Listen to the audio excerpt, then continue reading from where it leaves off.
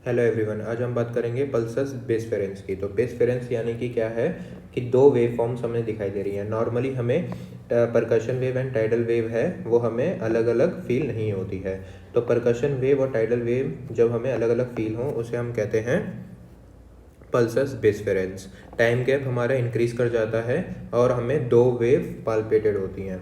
तो इसके तीन रीज़न हो सकते हैं: HOCM, severe aortic regurgitation, severe aortic regurgitation with aortic stenosis.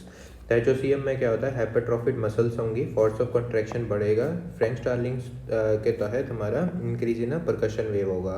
तो due to dynamic obstruction leaflet, हमारा मिट्रल लीफलेट में हाइपरट्रॉफिड सेप्टम होगी तो हमें ऑब्स्ट्रक्शन दिखाई देगा। ऑब्स्ट्रक्शन होगा तो ब्लड आगे नहीं बढ़ पाएगा, तो हमें एक टाइडल फ्लो फिर से एक दिखाई देगी, पीक दिखाई देगा इसमें। अब हम आ जाते हैं severe aortic regurgitation. Large amount of blood हमारा left ventricular end diastolic phase में होगा, तो जिसके कारण हमारा फ्रैंक स्टार्लिंग्स के तहत हमारा फोर्स ऑफ कंट्रैक्शन बढ़ेगा, परकशन वेव हमारी इंक्रीज करेगी। But blood with the high flow passes through the valve and aorta. तो due to a venturi effect हमारा pressure is inversely proportional to a volume.